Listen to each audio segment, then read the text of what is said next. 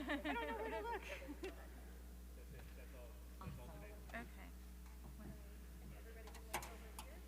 Oh, sorry. I'm sorry. So sorry. That's okay. Oof, there's a bag there. Could you take one for me too? I'm just gonna flash paparazzi here. I know. It's not my best side under my mask. How's my hair? Thank you. Got my ears now. Are you doing this behind my ears? Of course Just not. don't do I'm a librarian, sir. that.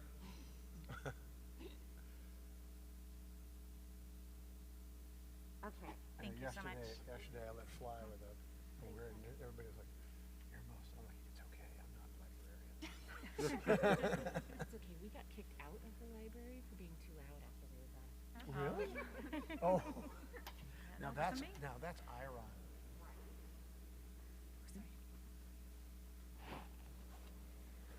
Welcome everybody to Bands Off Our Books, and thank you to the Children's Book Council for giving us this panel opportunity today. We are very excited to be here with you. I don't know if for those of you who are just coming in, I just wanted to make sure everybody is here to see these wonderful panelists. Rena Talgemeyer will not be joining us. However, I think we're going to have a really great time with this panel. And we're going to get some unique perspectives and give you all some action items on how to help us, and from our different perspectives in the industry, of how to handle bans and challenges to comics and to books. So first, I'm going to have everyone introduce themselves, starting with Mr. Jeff Smith. Hello, I'm Jeff Smith. I write and draw a comic called Bone, which is often it's banned a lot. It's been in the top 10. I read an article about a year ago saying that it was the most challenged book in the last 5 years. Yay. Means you're doing something right, so. Yeah. Actually, when it was in the top 10, the very first time it was challenged, I remember going to my editor at Scholastic and going, "Oh no, oh my God, what are we doing?" He goes, you haven't made it until you've been banned." And then we sold a shitload of books. Can I say that? Can I? All right. Actually, really quick, sorry. I wanted to add, if you have a library story, like what got you interested in libraries, or why you work with libraries, or why you work at a library, I would love to hear that too, because almost everyone has some kind of like library-related origin story when they're doing this type of panel. So. Do you want me to keep? Yeah, keep going. Right. I do have a good library story. In around 2000, the year 2000, Cartoon Books, my self-publishing company that published Bone, we were still about 4 years away from finishing the book, but we were starting to hit a bad patch. I was serializing. This is a part of the story where it was very dark, and nothing was really happening. It felt like within each issue. As sales were starting to slump a little bit, we were publishing some other people, and that went south and left us holding the bag. And suddenly we found ourselves in a little bit of trouble financially, to the point where we thought maybe we might not make it. What we didn't know was that librarians were starting to see a big movement with Bone, and were buying it and stocking it. And actually, in the middle of this trouble, we got a phone call from Baker and Taylor, the library distributor, who we'd been trying to get into. My wife and I had been trying to get Bone into that system for a long time, but they said, "No, we don't do comics, and we don't do self-published things."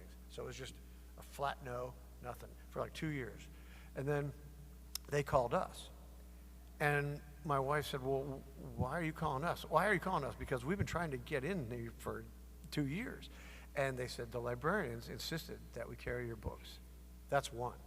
Two, then we got a phone call a couple of years later from Scholastic, and they wanted to start a brand new imprint, Graphix, just for the YA group, and they wanted to launch it with Bone. We were like, "Wow, that's amazing. Why?" The librarians suggested it to them. So librarians completely saved my bum and Bone, because I still had about 3 years to go, and I was able to finish it, and then the rest is history. So thank you on behalf of Cartoon Books.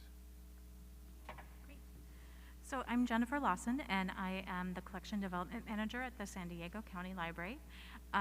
So if you're a librarian, I'm sure you know what that is. If you're not, basically my team selects all of the materials that get added to the collection, including books and graphic novels and videos and everything else. I basically got into libraries because I had gone to school and was going to get a PhD in linguistics, and you know, sometimes you change your mind. And I had worked in the library when I was in college, so it seems like a great opportunity, a great career to go into.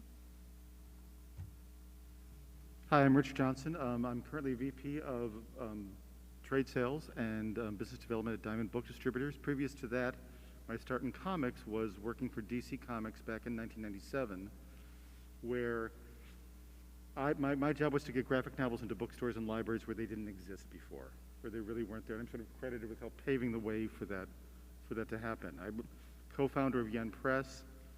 Done a lot of things. My library story it's twofold. One is when I was a kid, we didn't have a lot of money, but I lived 3 blocks from a library, walked up the hill, and spent an inordinate amount of time up there reading books. And then when I got to DC Comics, it became a mission to me to sort of help the medium that I love so much become accepted into libraries. And it was really satisfying to me that you all embraced us so nicely. So thank you. When you said you walked uphill, I thought you were going to say both ways. Hi, my name is Yukiko Chavez. I'm the library media technician at Rancho Minerva Middle School. Oh, sorry. Can you hear me now? Okay. Hi, I'm Yukiko Chavez. I'm the middle school library media technician at Rancho Minerva Middle School. It's North County, San Diego, Vista Unified School District. My library story would be from my elementary school librarian. I didn't particularly like reading, but I was kind of forced to read when I was little. I wasn't allowed to watch TV when my parents were not at home, and they were not at home. So I kind of had negative image about reading. But one day, when I got stuck at elementary school after school because my mom was late, and a custodian found me wandering around and ushered me towards the elementary school library. And I was like, I don't want to be here. And the librarian asked me, okay, do you like reading? I was like, no. And she was like, okay, what do you like to do? I'd like to bake and cook, but I'm not good at it. And she led me to the section, 600 section, where the recipe books are. And I found this one series, pink books, cute pink books of Disney cooking books. It's like a series. And from there, I got into reading. And I read the whole entire series, and I was like, what's more? And then I found more books, and I became the library regular kid from then on. So that taught me that reading, getting gateway to reading is like passion, like what do you like? And so when I got to become a librarian at the middle school, that's what I focus on. You don't have to like reading. You can just come to the library. You're always welcome. Anybody's welcome.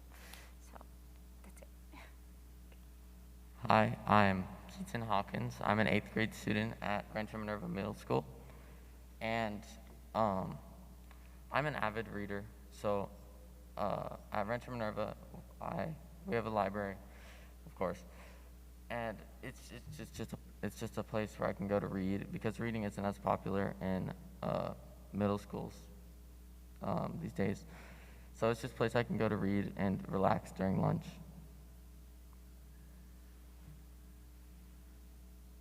And I'm so excited to have all of you here today, but particularly Keaton. I think you're a very wonderful young person to be doing something like this. I probably would have been, I don't know, doing summer kid things that weren't very constructive, so welcome here, all of you. And I'm Moni Barrette. I was a 16-year public librarian. I'm actually now working with Comics Plus for Library Pass to distribute digital comics to schools and classrooms. I'm also the current president of the Graphic Novel and Comics Roundtable for the American Library Association. And in my free time, I run Creators Assemble, which is a nonprofit that's dedicated to promoting art, pop culture, comics, that kind of thing in classrooms and library spaces. So we're going to give a little bit of background on what's happening statistically when it comes to what the actual problem is that we're seeing. Libraries and schools across the country are experiencing record-breaking challenges and bans to books, particularly to comics. And a little bit by the numbers, American Library Association recorded more challenges in 2021 than any other year this century. There were 729 total challenges in the year 2021. And for context, this is up from 156 in 2020 and 377 in 2019. So obviously that's very concerning. And just know too that statistically reporting of any type of issues, formal reporting is usually like to add a 10% out of the 100% that's happening. So if you're seeing 729 formal reports, you know that there's a lot more than that going on. I certainly do, and I think all of us that work in libraries and schools here know that there's more than that. So what we're going to do now is have each panelist discuss this problem from their perspective and talk about what they see happening in their space. And you know, we have the creator, the librarian, the comics professional, and then do you find any book challenges particularly troubling, and do you have any stories to share?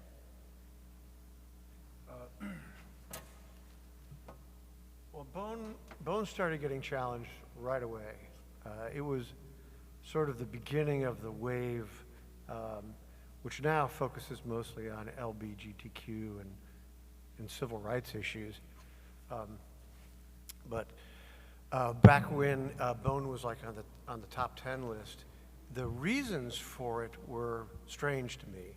I mean, some people complained because Smiley Bone, the character has like a Groucho Marx cigar. That I understand. But the main reason was political viewpoint. And you know, if you've read Bone, I think that's a bit of a stretch. I mean, I do think Bones has a moral point of view, but it doesn't seem like a very political one. So what that said to me is that someone was seeing something in my book that they felt they thought was political, and it didn't feel genuine. And I now, in this current wave of the last year or so, it's very clear to me that this is a very disingenuous situation. I think we need to understand who is attacking books in the library. It'd be one thing if it was like actual parents standing up and being very concerned, but I don't believe that, because as we had a panel yesterday and as our moderator was explaining, there's a script. And they use the exact same words over and over. And they're oftentimes not even from that district. And so I feel like this is an insidious effort. These are the same people that believe in QAnon, you know, these types. And they use words like grooming. In fact, I read an article in the New York Times about librarians under attack, and one of the examples that they used was this woman who got up and just started almost screaming about you're grooming our children to be pedophiles or to be victims of pedophiles. And that word really bothers me. It just feels so, well, it's creepy. That's a creepy word. And it implies that there's a plan on part of librarians and authors to groom children for this. And these right-wing Christian people, there's something wrong with them. Of course, you know, when you're trying to figure out who really is an expert on grooming and pedophilia, yeah, I guess it kind of makes some sense. I'll just let that hang there. For me, can you hear me? Asking what books bother me that are banned, they all do. And they bother me because it's individuals or a group of individuals saying, I don't like this book, I find this book offensive, but I don't think you should read it. To me, that's really the heart of it. And who are you to tell me or my community what we're able to read? It's anti-American.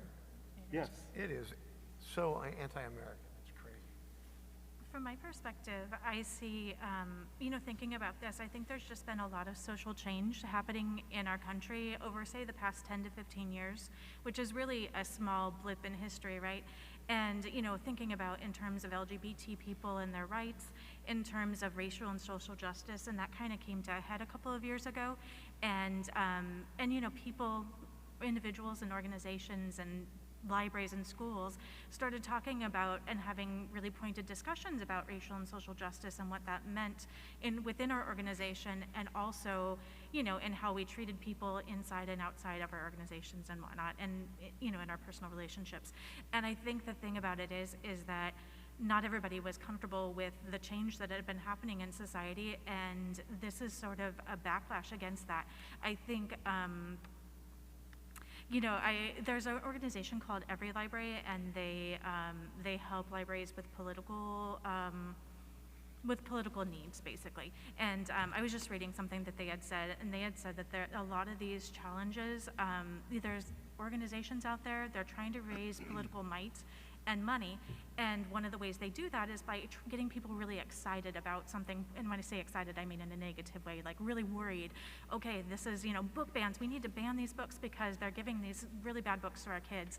And so people donate money, and then they, and they get these lists of people that they can use for political might. And so part of the book banning is that. But it also does get individuals excited about banning books, and we do see some of those bans in our libraries, those challenges coming through.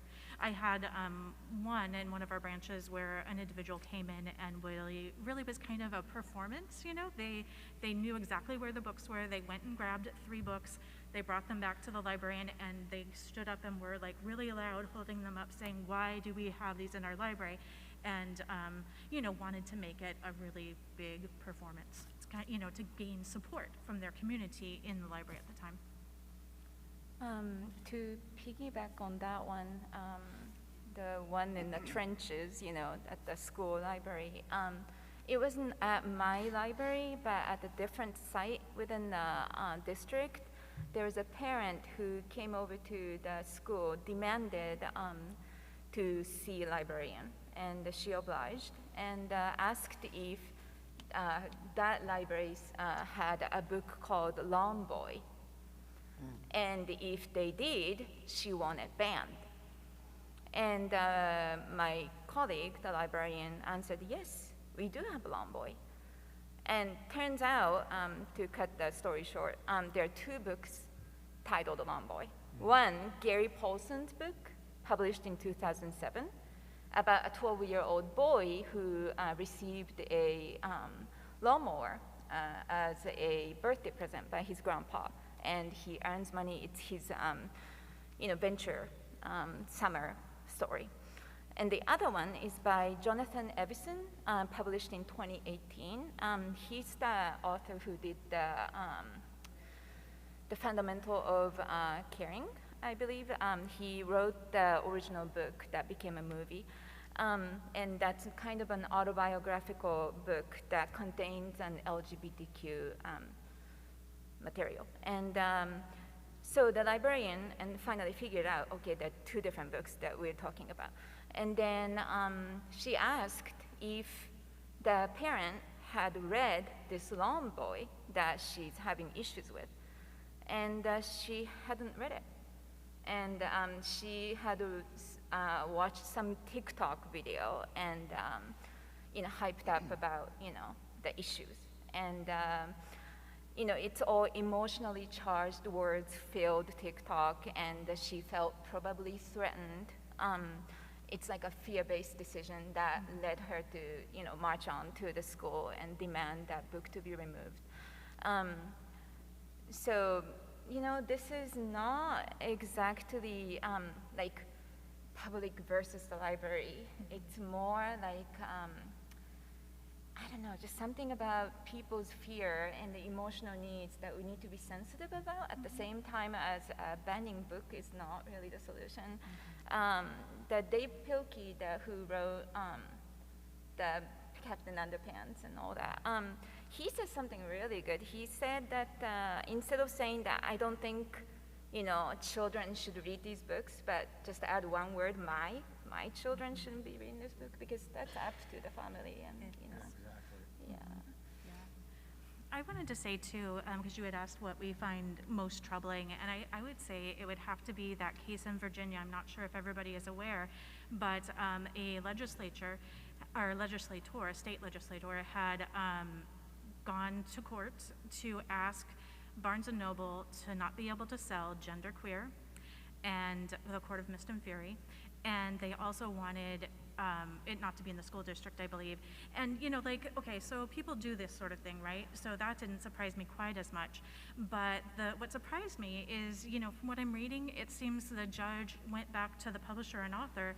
She's still considering, and she said, okay, well, tell me why, because why I shouldn't do this, because it seems that she's looking to say that it's obscene according to the state's antiquated law, and that she wants, she's considering having it not be available for sale to not just kids but to adults as well.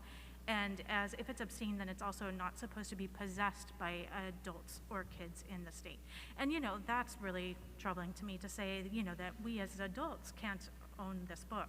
And I have to say, I've read both books, and I think that they're both appropriate for people to read. Not that I think that there's much that isn't. Can I ask a question? I have not read Genderqueer or Lawn Boy. Yeah. But the article in the New York Times quoted this woman as saying that they were porn. Is there any porn in them? I assume there's not.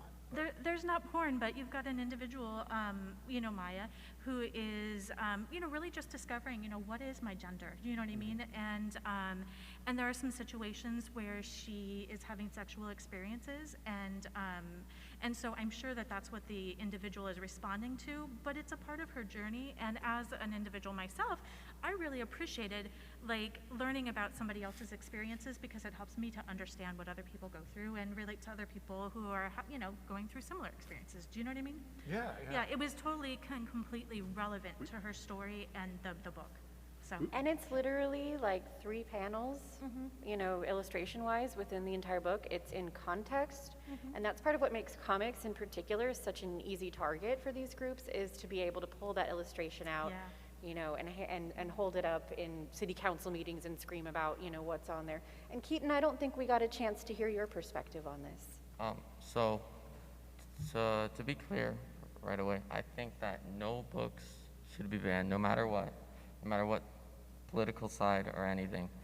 But I do think there's a very big difference between banning a book and restricting a book because of it, specifically in schools. I don't think in bookshops. Bookshops should be able to hold any books anyone would ever want.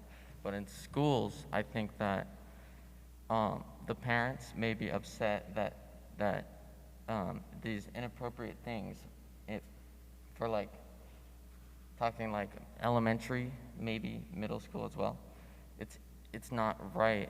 It's inappropriate for those books about sex and stuff in schools, and I think that may be an issue for how they grow and how they think. Yeah. My library, I put YA sticker on the spine of the books that are flagged as young adult materials that contains maybe mature content such as violence or sexual content information that some children might not be ready for it. And it's kind of difficult one because, not every 12-year-old, not every 13-year-old are the same. They're developmentally different. Maybe some of them have older siblings. Some of them have the parents that have those conversations freely with them, that they have safe way of understanding those knowledges. So that's up to each family. So I do not want to invade any of that, but I feel that I have the responsibility to at least say, hey, this contains those materials. So, not per se restricted, but in a sense, yes, to notify. I agree with Keaton on that. I want to focus real quick on the word appropriate. Because what might be appropriate, what I allowed my children to read, my son and daughter, might be completely different what you would allow your children to read. So it's appropriate for you or appropriate for me. It's not a blanket appropriateness in my view. Right. You know, it's subjective. Yeah. So with banning and challenging, you know, it's someone else trying to put their morals and norms and what they consider appropriate onto you, which is what I find offensive. Well, let me ask, yesterday I was on a panel similar to this with Moni, and someone brought up like March, Yep. the story of the crossing, the civil rights movement was heavily under attack. Well, now, okay, somebody might think the sexual elements of LGBTQ is weird, but are they actually just admitting they're racist if they're going to go after? Well, I think that's what's going on. I think we had this summer where Black Lives Matter came out of the George Floyd thing, and it was so hugely successful, and it wasn't black, it was everybody. Well, there was just a huge pushback, a really horrible racist pushback. And I think this is all part of that same, I think it's a political movement. Yes, I'm sure parents really are upset, but someone is stoking them. Someone is whipping them into a frenzy.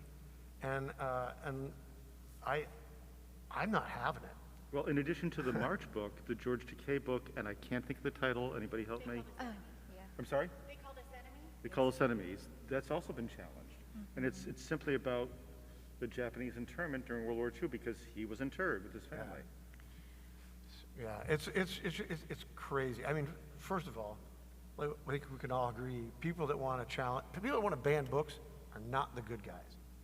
Well, they need to realize that. But I also feel there's a real, they also feel like they're on a tipping point where they might be able to just force us all to do all sorts of things. Well, I think there's a thin line between banning and burning. Very thin.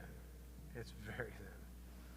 So, and I'll weigh in with my perspective a little bit, and anybody who saw any of our panels yesterday, I've been on 6 panels in the last 2 days, so I apologize if this is repeat for you, but my family and I were doxxed because I was responsible for a drag queen story time that took place at the Chula Vista Library when I was there. And what I wanted to mention that, the only reason, it's not a book obviously, but it basically was a banning of wanting other people to not be able to attend something that you could simply not go to and not send your kids to. We had a joyous, wonderful, it was like a magical time, by the way.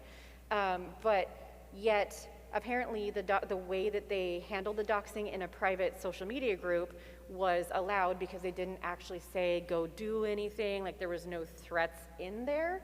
And so law enforcement kept their eye on it, but basically, my family and I didn't have a right to our privacy or safety, but they were trying to infringe on everyone else's rights to be able to attend this wonderful day. And there's something else that I wanted to bring up that I've seen that really bothers me, and this was really recent. Genderqueer, actually, Maya Kababe came to speak at the Friday Forum for American Library Association, actually this like 2 or 3 weeks ago when we had our annual conference.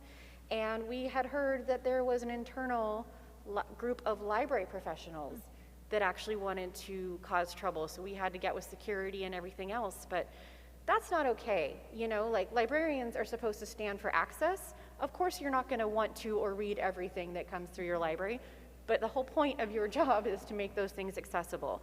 So when we talk about things that bother from our perspectives, that's a real big sticking point for me, so. So what do we do? That's where we're at. What do we do? What do you guys all think? Like, what are some ideas for action items that you can tell these folks too? So from my perspective, I think, even though we talk about challenges and, as a bad thing, I think that in and of themselves, it's not bad to come to your library and say, hey, I have a problem with this item in the collection. Having a conversation with the customer it's a good thing, right? Because it's a conversation, it can be. And filling out the more formal form is still just another way that you can address their concern in a more formal manner. You know, if that initial conversation that maybe they had with our branch staff wasn't successful. But where it becomes a problem, I think, is when you have, you know, people who are doing things like doxing you or, you know, just, you know, becoming really loud. And when it leads to people taking actions that don't, what do I want to say, that don't fit their collection development policy. So I think what I would say as far as what you would do is, if you're a librarian, I think you need to make sure you have a collection development policy. And I know people say this all the time, but it's just so important. You have the policy and it's written and it says what you select and why you select it, right? And then you also should really have a form. I was talking to some librarians recently, and their libraries did not have a form. I think a form is important because it ensures that you're always collecting the information that you need from the customer who has the concern, and that it's consistent, right? Because you might, like I was just collecting information on every challenge we've ever had in our records at least. And you know, you can look back and see that the patterns of what you've had, and you can't do that if you're not collecting the same information. But also a form helps to tell the customer that you're taking their concern seriously. And then next I would say that you want to make sure that to slow the flow, you need to consistently evaluate each challenge against your collection development policy and communicate to the customer, you know, why you have it in the collection and what pieces in your collection or collection policy it meets, right? So that you can say this is why. And I think, you know, you want to make sure also that, you know, you might have a library administrator who's not as interested in intellectual freedom. They're not thinking about the collection every day in the same way you are. Or maybe it's your library board or an elected official, because here in San Diego, for my system at least, the county board of supervisors are like the place of the library board, right? So maybe somebody's like, well, let's just make an exception. It's really not that big of a deal, right? But it is. It's a really big deal. So don't just say, okay, you want to remove it, I'm going to remove it, right? Because I've seen that happen. You want to make sure you have the conversation with them. Tell them why, you know, what's important, why intellectual freedom matters, and why they shouldn't just remove it. It's not the same as just saying, oh, you can have another half an hour on the computer, even though that's against our policy. This is important. When they take the book out of the collection, they're saying that everybody in your community doesn't have access to that book anymore, right? Or the ideas inside of it. So consistency, and although I would say, because you know, you may not be able to make the decision, and I'm not asking anybody to lose their job over it, right? But at least have the conversation so that they understand the importance of it, and then the people who are going to make the decision make the decision. So lastly, I would say though, if you're not a librarian, you know, if you're just an individual, or even if you are, in your communities, when you see challenges happen, speak up, right? So if it's at your kid's school, at your local public library, make sure that they know that there are other voices in the community that feel differently, right? Because if the people who are challenging are really loud, they may not realize if they're the ones coming in a mass to the school board meeting or the, you know, the city council meeting, whoever it happens to be, that may be the only voice they hear unless you speak up. And you don't have to necessarily go to the meeting. Maybe, you know, they have a process, a lot of them do, where you can submit comments that they read, you know, in conjunction with the meeting and whatnot. Or you can write a letter to that, or whatever it is, get that information out there so that they know that there are constituents in their community that have different feelings about these books, and perhaps even more constituents, right? It may not be the loudest voice is the largest. I want to jump on that for a minute. You know, the process, I believe, there is a hearing or a meeting or a town meeting or something. It depends it depends on every place. So I think there are two things. One is, if you're a librarian where that doesn't happen, try to make that happen. And the other thing is, if you're in a community where it's happening, be as loud as they are who are trying to ban it. You know, show up, say something. And because I come from sales too, as Jeff said, buy the books. You know, buy a ton of them. There was a retailer, I believe in Tennessee, a comic shop retailer who was buying free books for any student in that district who wanted a copy of Mouse. Right. And I looked at the sales numbers on something called BookScan, which is shows you what's sold through retail. A year before the ban happened for Mouse, Mouse sold about 1,600 copies.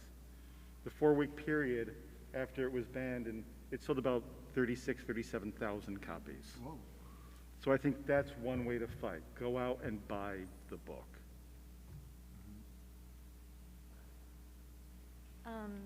As a school librarian, I have a district form on my website, so I can guide the parents to that link. And also, whenever I face that, like, you know, with student or parents, I ask them, like, if they have read the book.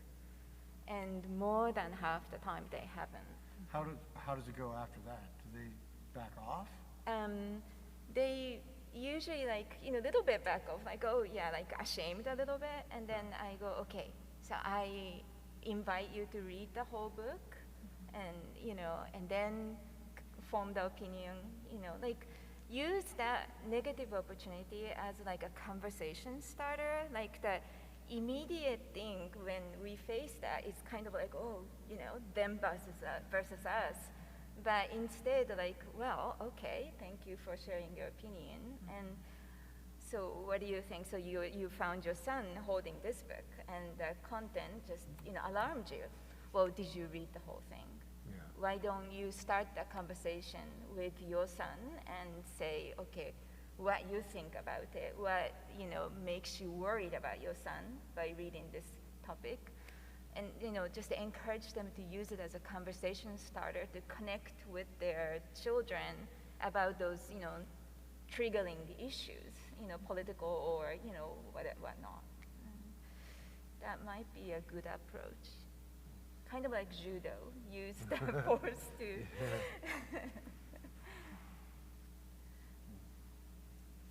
So, and that's one thing, someone asked on a panel yesterday, like, how do you kind of maintain hope when this is going on? And I think part of that is knowing that, you know, I hate to put it in such dramatic terms, but if this is like a war, they win some battles, but the more that these book sales explode, the more that, like we're working at a digital vendor, I know that, like, genderqueer has seen an explosion in people reading it. So that's wonderful news. You know, I think that the more that we bring attention to these things, and the more that these groups bring attention to these things, the more they actually get read and understood, hopefully a little bit more. Some action items I can recommend too.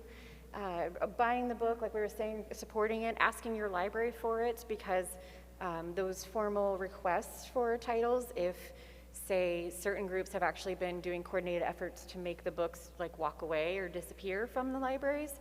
So in order to get them back, to put in a formal request helps the library justify purchasing that again or donating copies. Talk about copies. that, the disappearing books. Yeah. Explain that. So that's one of the coordinated efforts. The Graphic Novel Comics Roundtable has been working on a toolkit, and so they've been putting out a survey. I encourage any professionals to take it. It's on the GNCRT website.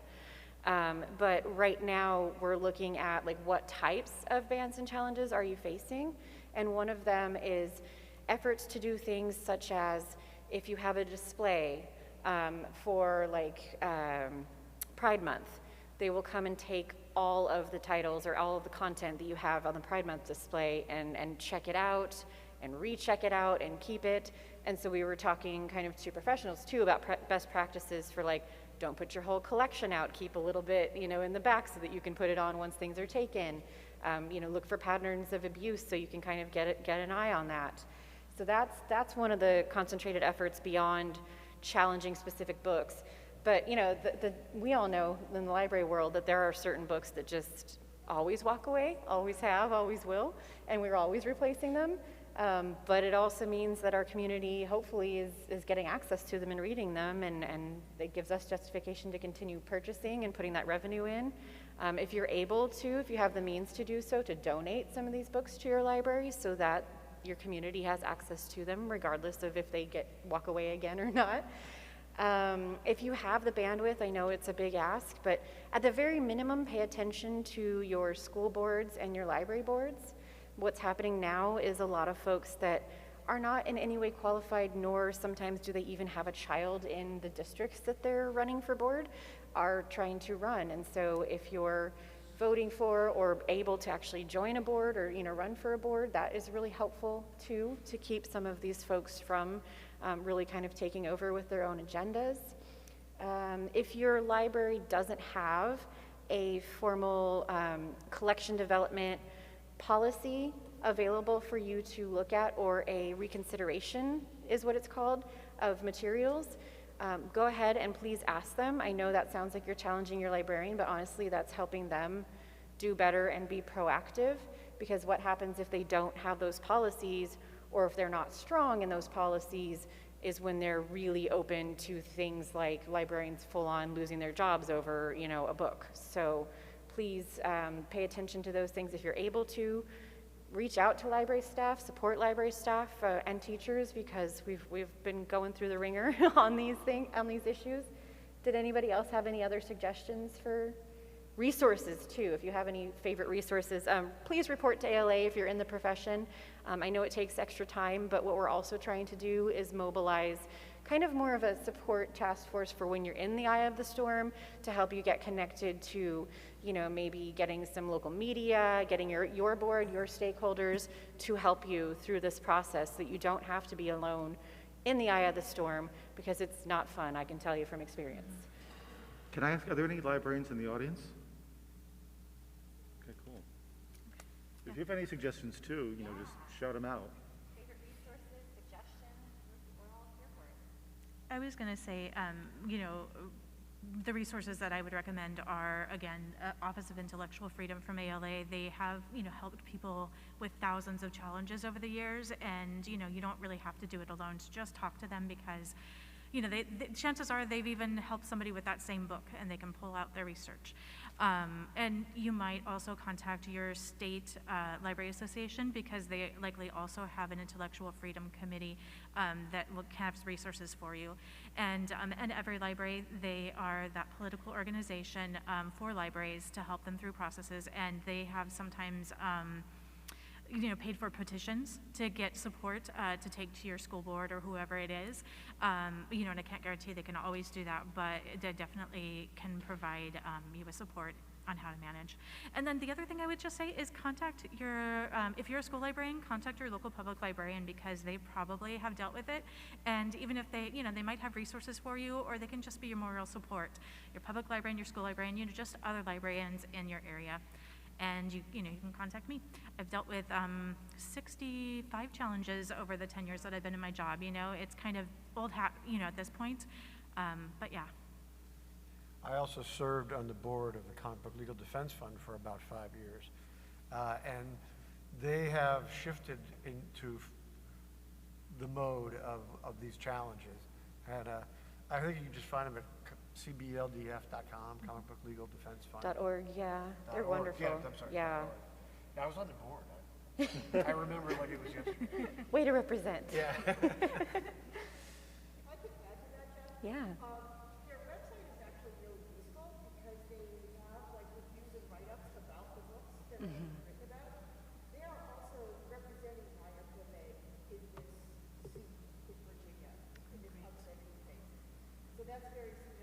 I went to Jeff Streckler's presentation yesterday, and he really wants the community to kind of join in and let him know what's happening, and really be a part of it, because I think that is, you're absolutely right, that this is what they're getting towards now. And I actually want to shout out to you, because anyone who can provide resources, particularly for comics, reviews and summaries, and an idea for professionals for what content is in the books, so that we know what we're defending. Because again, we're not going to be able to read every single thing, and there's not a ton of great resources for the volume of comics and manga that come out every year. So the more that there are professionals who review these things, and even parents actually too, to give that parent perspective, to give us a starting point, to be like, okay, this is the type of content that may be in this particular book, so that we can just age it appropriately, catalog it appropriately, get it to the right audience. And once you have it to the right audience, it's much easier to defend than going, whoops, this was supposed to be, you know, a 16 plus and we put it in children's, like, we don't want to be those guys. Obviously, we're not trying to peddle the wrong thing to the wrong audience. So definitely whenever there's professional resources, I can be like, but this person said, you said, so yeah, that helps. Yeah, and I hope I wasn't, I hope that I can be clear that I understand that there are real people with questions if this is good or not, versus there's something going on. Right. There is Yeah. something definitely going There on. is. Yes.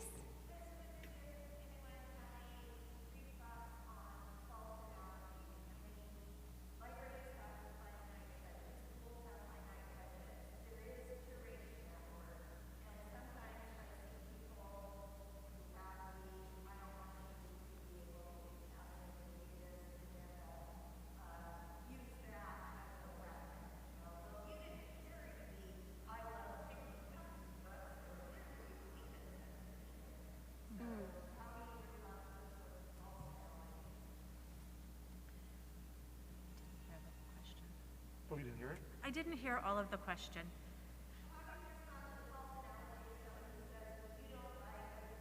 Oh, okay.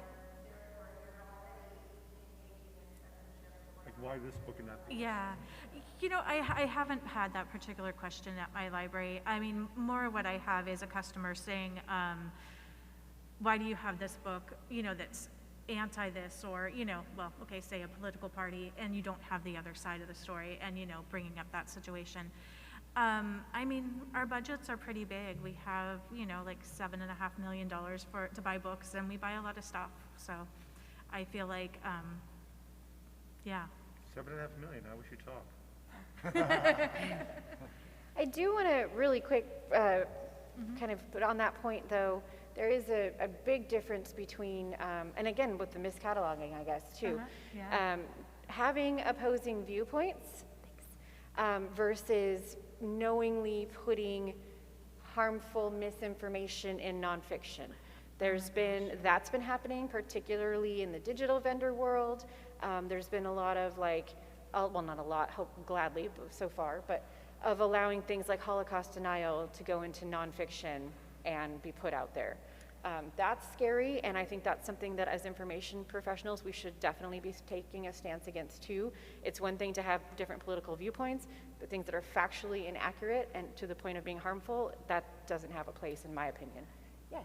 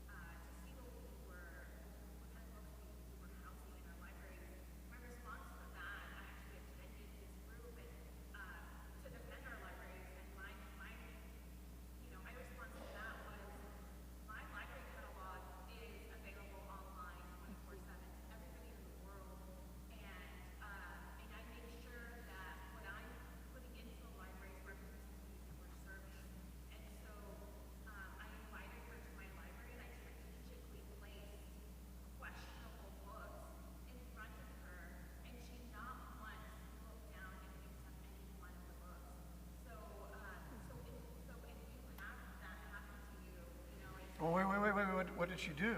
Did she? She came to my library. But did she leave and was okay?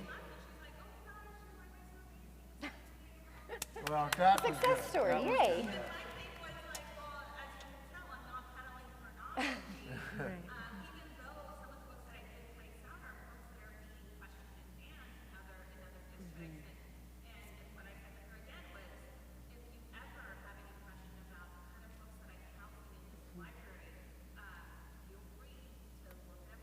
Sure.